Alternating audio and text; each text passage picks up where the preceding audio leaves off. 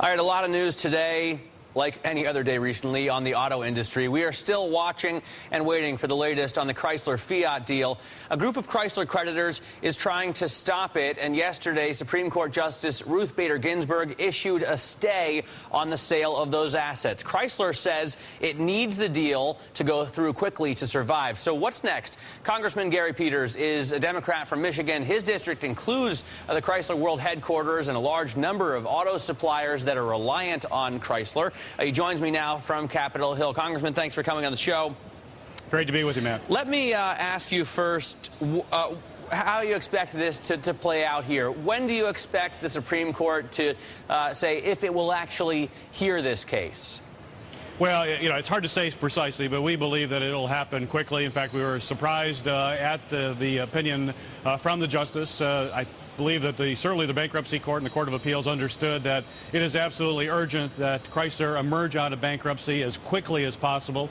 The key here is to keep this company viable, to keep them employing tens of thousands of people, as well as having all the suppliers that are viable. They need to emerge out of bankruptcy very quickly, or it's not even going to be a decision. They'll be forced into liquidation, and I think we all agree that that is not a good outcome. It would be a terrible outcome as a result of this. Well, we don't all agree about that, because secured debt holders think that they should have more time here and that they have the law on their side. They certainly have precedent on their side. Why do you think that all of a sudden this bankruptcy should be treated differently than all the bankruptcies before it?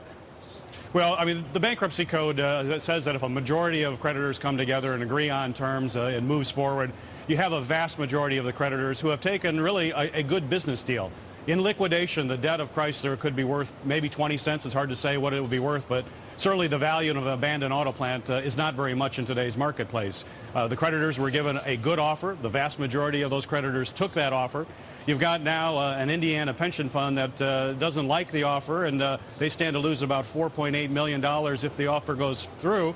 However, it's uncertain they would recover that if they go into liquidation. They may actually end up worse in liquidation. And the one thing that is for sure is the state of Indiana will lose $20 million of tax revenue per year from Chrysler Corporation. 4,000 individuals in Indiana will be laid off. Unemployment comps will go up. It will not be a good thing for the taxpayers of Indiana or the citizens of Indiana if the treasurer gets their way and forces Chrysler into liquidation, and it's also doubtful whether or not those pension holders will get what they think they're going to get. So you basically think because of their minority position, Ruth Bader Ginsberg and the rest of the justices should throw this out.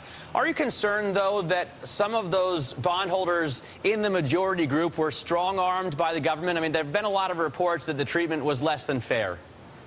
Well, you have to look at the numbers. Moody's valued that debt at about 20 cents on the dollar. They were offered close to 30 cents on the dollar. I think most business folks would agree that if you're going to get 20 cents in liquidation plus going through all of the costs associated with that, that if someone offers you 30 cents cash, that's a pretty good deal, and that's why the vast majority of people went with that offer. It was just a good business decision on their part, good decision for the creditors, and also a good business decision for the whole country to have this company continuing to employ tens of thousands of workers, particularly in this weak economy. The last thing we need are more unemployed people hitting the streets. That'll only continue the downward spiral that we're seeing in this economy. We got to keep people to work. We got to sell cars, and that's why here in Congress today we're taking up the Cash for Clunkers bill. That's going to have a big impact on selling automobiles. That is the best way to get out of a recession. Sell automobiles. That permeates through the whole economy, from plastic to steel to rubber. That is what's going to get this economy moving, and that's where we've got to get focused on right now.